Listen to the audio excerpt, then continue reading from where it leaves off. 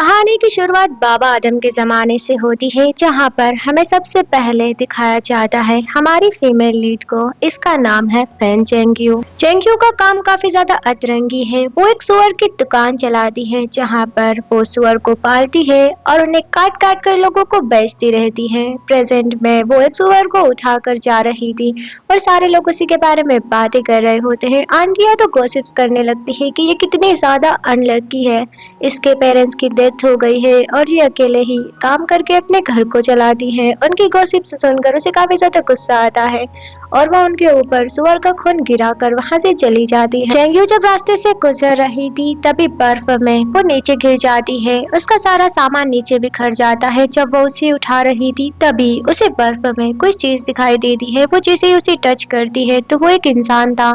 उसकी सांसें चल रही थी। उसे देखकर वो काफी ज्यादा डर जाती है और उसे ना ले जाने का सोचती है, क्योंकि अभी वो काफी ज्यादा गरीब है और किसी और पर्सन को संभाल नहीं सकती। पर आगे जाकर उसकी इंसानियत जाग जाती है और उस इंसान की मदद करने के लिए वो फिर से पहुंच जाती है। वो काफी ज्यादा हैंडसम था। वो उसे उठाकर लेकर आ जाती है घर पर। तभी हमें एक बाज को दिखाया जाता है जो उन लोगों पर नजर रखे हुए। वैसे ये कोई बाज नहीं, शायद कबूतर है।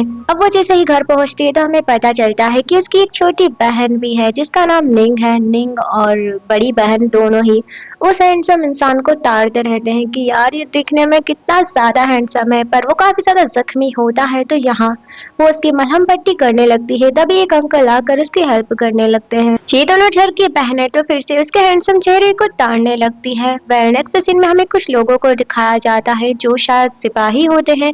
यहाँ पर ये किसी इंसान की तलाशी कर रहे थे और हमें पता चलता है कि शायद ये हमारे मेन लीड को ही ढूंढ रहे हैं। नेक्स्ट मॉर्निंग जैसे ही चेंग्यू घर से बाहर निकल जाती है तो उसका सामना होता है अपनी सासू माँ से, जो उससे कह रही थी कि तुम मेरे बेटे के साथ अपने एंगेजमेंट तोड़ दो। जिसके बाद वो भी कहने लगती है कि मैंने आपके बेटे की पढ़ाई के लिए इतना सारा पैसा दिया है, जिस दिन आप मुझे वो पैसे वापस कर दोगे मैं भी एंगेजमेंट तोड़ दूंगी। एंड इससे हमें पता चलता है कि उसका फियांसी तो उसी के बलबूते पर पड़ रहा था और अब वो पैसे भी नहीं देना चाहते। यहाँ पर उन लोगों की बहस होने लगती है और चेंग्यू तो वहाँ से चली जाती है। जिस लड़के से उसकी शादी तय हो चुकी थी वो इंसान अब काफी ज्यादा बदल गया था। वो बस उसके टुकड़ों पे पल रहा होता है। इधर जेंग को भी होश आ चुका था। जेंग जैसे ही अपने बदले हुए कपड़े देखता है और सामने चेंग्यू को, तो उसे लगता है कि शायद इसने मेरे कपड़े बदले हैं। पर तभी उसे पता चलता है कि उसने नहीं, बल्कि उसके अंकल ने उसका इलाज किया। पर जैसे ही उसे पता चलता है कि उसका अंकल तो जानवरों का डॉक्टर है तो वो तो काफी ज्यादा परेशान हो जाता है कि आखिर मेरे साथ ये सब चल क्या रहा है। जेंग एक पास्ट सीन को याद करता है। यहाँ पर वो युद्ध में लड़ रहा था और काफी ज्यादा घायल हो जाता है। प्रेजेंट में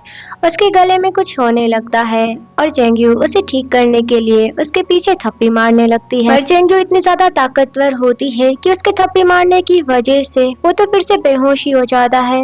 उसके मुंह से खून बाहर निकलने लगता है। अब उसे तो ये लगने वाला है कि ये आदमी ज्यादा दिन जिंदा नहीं रहेगा और जल्दी ही इसकी मौत हो जाएगी। अब वो जैसे ही बाहर जाती है तो अपनी छोटी बहन के साथ एक गेम खेलने लगती है कि अब हम इस इंसान को कैफीन में भेजेंगे या फिर इसे जला देंगे। मतलब उन लोगों के पास इतने ज्यादा पैसे तो नहीं होते ना। तभी अंकल वहाँ आकर उसे बताते हैं कि वो जिंदा रहेगा। अब उसके मेडिकल बिल्स को पे करने के लिए वो सोचती है कि क्यों ना वो अपनी माँ के पुश्तैनी हेयर पिन को गिरवी रख दे, जिसके बाद उसे कुछ पैसे मिल जाएंगे जिससे वो इस इंसान का इलाज करवा सकती है। उसके बाद वो ऐसा ही करती है। नेक्स्ट सीन में हम हमारे हीरो जेंग को देखते हैं जो अपने रूम में बैठा हुआ था। तभी विंडो से वो एक सीटी मारता है और वो कबूतर उसके पास पहुंच जाता है। कबूतर के पास एक मैसेज होता है। उसके बाद वो मैसेज को रीड करता है और अपना मैसेज उसमें लिखकर उसे उड़ा देता है। अब हमें कुछ गवर्नमेंट एम्प्लॉयज को दिखाया जाता है। पहले उस वक्त के सोल्जर्स हुआ करते थे, तो यहाँ पर वो उन लोगों की तलाशी कर रहे हैं जो युद्ध से बचकर भाग गए हैं। मतलब वो फाइट के दौरान ही कहीं चले गए हैं। चेंग्यू को जैसे ही ये बात पता चलती है तो वो परेशान हो जाती है, क्योंकि उसके घर में एक अनजान इंसान रह रहा था और अभी तक उसकी कोई भी आईडी उनके पास नहीं होती, तो भला वो उसे कैसे बचा पाएंगे। उसके पास कोई भी लीगल डॉक्यूमेंट ना होने की वजह से वो अंदर जाकर जेंग से कहती है कि तुम बाहर मत निकलना, बाहर ऑफिसर्स आए हैं। अब वो बाहर जाकर उनसे डील करने लगती है और उन्हें बताती है कि अंदर जंगली सुअर रहते हैं। अगर आप अंदर गए तो वो आपको काट लेंगे, जिसके बाद ऑफिसर्स भी समझ जाते हैं कि भला यहाँ पर एक जनरल कैसे हो सकता है। अब वो लोग बिना तलाशी किए ही वहाँ से चले जाते हैं, जिसके बाद वो अंदर आकर जेंग को वहाँ से बाहर निकालती है और जेंग तो बस उसे देखता ही रह जाता है। अब हमें नेक्स्ट मॉर्निंग का सीन दिखाया जाता है, जहाँ पर वो नूडल्स बना रही होती है और सारा ही मोहल्ला उसकी खुशबू को सूंघते हुए उसके घर के बाहर आ जाता है। जैसे ही वो खाना लेकर जेंग के पास आती है और उसे पता चलता है कि उसने जो नूडल्स बनाए हैं वो सुअर की आंतों से बने हैं, तो वो काफी ज्यादा मुंह बनाने लगता है कि मतलब ऐसा भी कोई खाता है क्या। पर उनकी प्यार और केयर देखकर वो रुक नहीं पाता और उनके लिए वो खाना खा लेता है, जिसके बाद वो लोग भी उसके साथ बैठकर खाना खा रहे थे। छोटी निंग को तो काफी ज्यादा भूख लग रही होती है। छोटी निंग कुछ कहने वाली होती है पर चेंग्यू उसके मुंह को पकड़ लेती है, जिसके बाद वो कुछ भी नहीं कह पाती। जीजेंग अपने रूम में सो रहा होता है, तभी वो एक सपना देखता है। उस सपने में हमारी चेंग्यू अपने एक ही वार से सुअर को काट देती है और उसका चेहरा देखकर उससे कहती है कि तुम फिक्र मत करो, मैं सुअर को काट काट कर तुम्हारा पेट भरूंगी, मैं हमेशा तुम्हारा ध्यान रखूंगी। वेल छोटी निंग की वजह से जेंग को भी पता चल जाता है कि कैसे उसने अपनी हेयर पिन को गिरवी रख दिया है। बस उसके मेडिकल बिल को पे करने के लिए मॉर्निंग में वो विंडो से उसे देख रहा था और सोचने लगता है कि ये लड़की कितना ज्यादा मेहनत करती है, मुझे भी इसकी कुछ मदद करनी चाहिए, पर फिलहाल मैं यहाँ से बाहर नहीं जा सकता। इसके बाद हम हमारी हीरोइन को देखते हैं जो अपनी शॉप पर पहुंच जाती है, जी हाँ अपनी सुअर वाली शॉप पर, और उसे जाकर वहां पर पता चलता है कि उसका जो लालची चाचा है वहां पर वो गुंडे रखे हुए हैं। उन्होंने गुंडों के साथ गैम्बलिंग की थी जिसमें वो हार गए और अब उन्होंने ये कहा कि सारे ही पैसे अब बेचारी चेंग्यू देगी। वो तो उसके घर को हड़पने की बात कहते हैं क्योंकि वहाँ पर कोई भी मर्द नहीं होता और यहाँ के कानून के हिसाब से रिश्तेदार ही उस घर के ऑनर हो सकते हैं, तो चाचा ही उसके घर को लेना चाहते हैं। ये सुनकर उसे काफी ज्यादा गुस्सा आता है और वो उन्हें डराने लगती है, पर तभी उसके मदर और फादर के स्पिरिचुअल तंबू नीचे गिर जाते हैं। ये देखकर उसे गुस्सा आता है और वो उन लोगों से फाइट करने लगती है। वो गुस्से में उन लोगों की धुलाई करने लगती है, जिसके बाद उन लोगों का बॉस उसे मारने के लिए आगे बढ़ रहा होता है। तभी हमारा हीरो एक तिनके के सहारे से उसकी हेल्प करता है। वो जैसे ही लकड़ी उसकी तरफ फेंकता है तो वो सीधे नीचे गिर जाता है उसके कदमों में। अब वहाँ ऑफिसर्स भी पहुंच जाते हैं, जिसके बाद उन गुंडों को सजा सुनाई जाती है, वो भी कोड़ों की, और सबके सामने उन्हें चेंग्यू से माफी भी मांगनी होती है। अब हम एक चाचा और ऑफिसर को देखते हैं जो आपस में बात कर रहे थे कि जल्दी ही चेंग्यू को किसी से शादी कर लेनी चाहिए। वहीं दूसरी तरफ हम चेंग्यू को देखते हैं जो अपनी मदर और फादर के स्पिरिट तंबू को देखकर इमोशनल हो रही थी। तभी उसके पास हमारा हीरो आता है और उसे कंसोल करने लगता है कि तुम्हारे पेरेंट्स तुम्हें देख रहे होंगे, उन्हें तुम्हारे ऊपर काफी ज्यादा गर्व होगा। वो रोते हुए डैड से माफी मांगते हुए कहती है कि आपने मुझे मार्शल आर्ट का यूज करने से मना किया था, पर आज मुझे ऐसा करना पड़ा। चेंग्यू उसे बताती है कि मेरे फादर एक बॉडीगार्ड थे और मेरी मदर को परफ्यूम की समझ थी, तो वो यही काम करती थी। अब हम अच्छे अंकल और गवर्नर को देखते हैं जो आपस में उसकी शादी की बात करने लगते हैं कि अगर घर में एक भी मर्द आ जाएगा तो चाचा घर को हड़पने की नहीं सोचेगा, और आंटी भी उससे यही बात करने के लिए आती है कि तुम्हें जल्दी से जल्दी किसी से शादी करनी होगी। अब वो लोग तो उसे यही राय देते हैं कि हमारे घर में जो लड़का है वो काफी ज्यादा हैंडसम है, तुम उससे घर जमाई बना सकती हो, जिसके बाद तुम्हारा चाचा तुम्हारे घर को नहीं ले पाएगा। ये सुनकर तो वो काफी ज्यादा शर्माने लगती है, जिसके बाद वो जैसे तैसे हौसला करके उसके पास जाती है बात करने के लिए, पर वो ऐसा नहीं कर पाती। जिसके बाद वो सुअर को ही प्रपोज करने लगती है कि क्या तुम उससे शादी करोगे। मतलब वो सुअर को सैन बनाकर उससे प्रपोज करने लगती है, पर विंडो से हमारा हीरो ये सब होते हुए देखकर स्माइल करने लगता है कि भाई कितनी पागल लड़की है। जिसके बाद वो फिर से हिम्मत करके उसके पास सूप लेकर आती है। वैसे ये सूप जो है वो सुअर के लीवर से बना हुआ है यार, पर फिर से वो उसकी प्यार केयर और उसका हार्ड वर्क देखकर उसे मना नहीं कर पाता और उस सूप को पी लेता है। जिसके बाद वो उससे कहने लगती है कि क्या तुम मुझसे शादी करोगे, मेरे चाचा मेरे घर को हड़पना चाहते हैं और मैं तुम्हारे साथ एक कॉन्ट्रैक्ट मैरिज करना चाहती हूँ। सेंग भी मान जाता है और कहता है कि जब तक मैं ठीक नहीं हो जाता मैं यहीं पर तुम्हारे साथ तुम्हारा पति बनकर रहूंगा। ये सुनकर तो वो काफी ज्यादा खुश हो जाती है। खुश हो जाओ यार, उनकी शादी है। अब वो फिर से कहती है कि मैं सुअर को काट काट कर तुम्हारा खर्चा उठाऊंगी। जिसके बाद वो उससे उसके सपने के बारे में पूछता है तो वो बताने लगती है कि मैं अपने फादर के फार्म हाउस को बड़ा करना चाहती हूँ, मैं काफी सारे सुअर्स को काटना चाहती हूँ और उन्हें पालना भी। ये सुनकर हमारा हीरो भी लाइक ये कैसा अतरंगी सपना है भाई। मॉर्निंग में हमारी चेंग्यू काफी ज्यादा खुश होकर अपने शादी का जोड़ा लेने के लिए जाती है। वहीं दूसरी तरफ हमें एक कंट्री के किंग को दिखाया जाता है जो जनरल की मौत को अनाउंस करते हुए कहता है कि हमें 3 दिन के लिए उनके लिए मौन रखना होगा।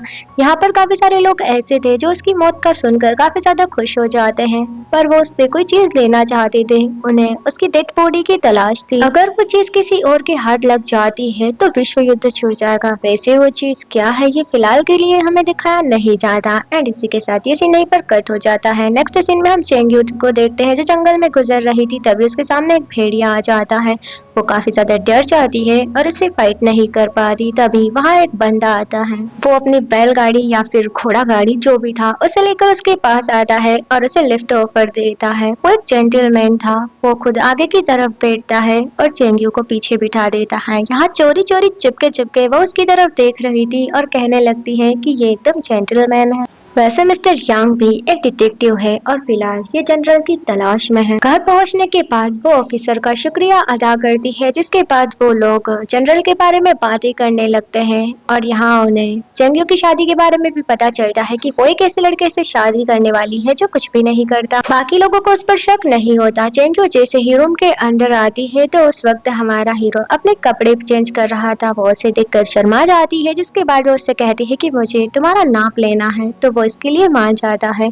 अब वो उसके क्लोज आकर उसके कपड़ों का नाप लेने लगती है और यहाँ वो काफी ज्यादा नर्वस भी हो रही थी। तभी उसे दर्द होने लगता है। वो जैसे ही चिल्लाती है तो बाहर के लोगों को लगता है कि शायद इन दोनों के बीच कुछ चल रहा है। बाहर ऑफिसर जेंग के बारे में बातें कर रहे होते हैं कि ये तो एक घर जमाई है, भला कोई जनरल ऐसे कैसे रह सकता है। मुझे लगता है कि यहाँ पर कोई भी नहीं होगा और जो बंदा है वो बस एक आम इंसान है। पहले मैं आप लोगों को आसान शब्दों में थोड़ी सी कहानी समझाना चाहूंगी कि बर्फ से मिला हुआ इंसान कोई आम इंसान नहीं बल्कि हमारा जनरल है जो काफी ज्यादा हैंडसम होने के साथ साथ अमीर भी है। पर फिलहाल हमारी गांव वाली लड़की को ये सब नहीं पता।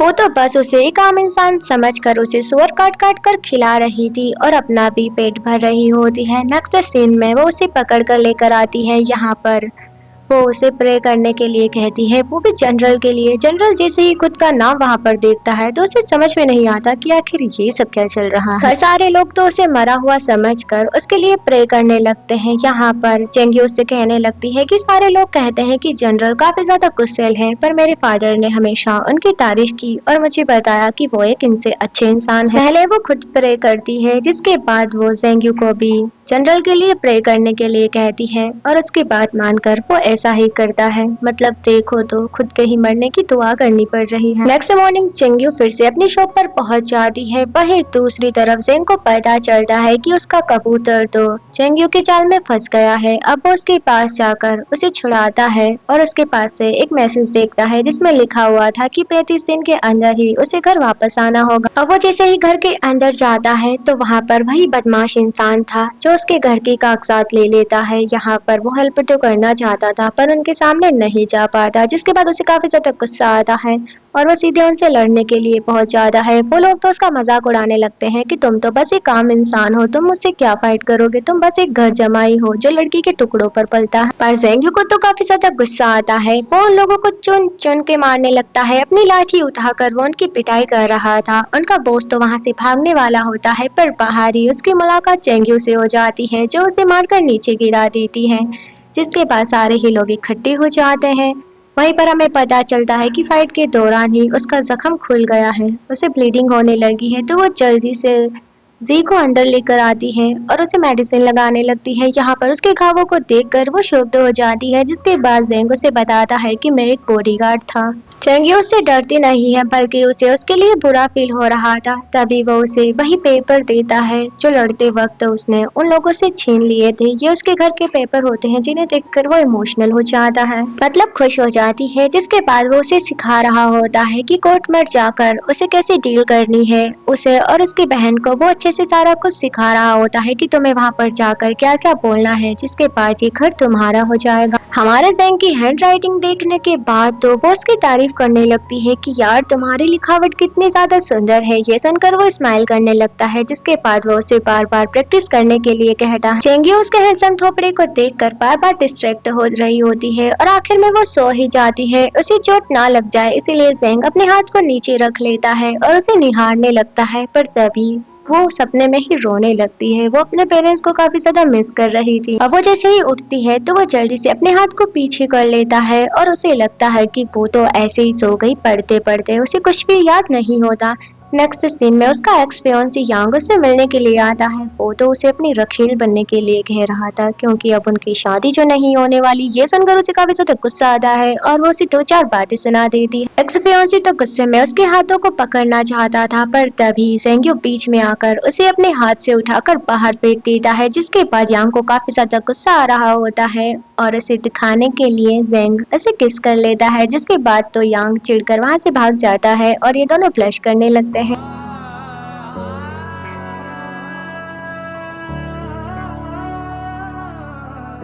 नेक्स्ट मॉर्निंग हम ज़ेंग को देखते हैं जो एक बुक को बेचकर काफी सारे पैसे इकट्ठे कर लेता है। वैसे हमें पता चल जाता है कि वो पैसे तो चेंग्यू के लिए चाहता है। वो जल्दी से जाकर उसकी हेयर पिन को भी छुड़वा लेता है। इधर चेंग्यू भी अपने शादी का जोड़ा लेने के लिए पहुंच जाती है। वो जैसे ही अपनी ब्राइडल ड्रेस को देखती है तो काफी ज्यादा खुश हो जाती है। वो ड्रेस काफी ज्यादा सुंदर थी। नेक्स्ट सीन में वो सीधे हमारे ज़ेंग के पास पहुंच जाती है। ज़ेंग भी जल्दी से हेयरपिन को छुपा लेता है। चेंग्यू यहाँ उसे बताती है कि सारे गांव वालों को ये लगता है कि तुम काफी ज्यादा गंदे दिखते हो और तुम एक घर जमाई हो। जिसके बाद कल इनकी शादी का दिन भी आ जाता है।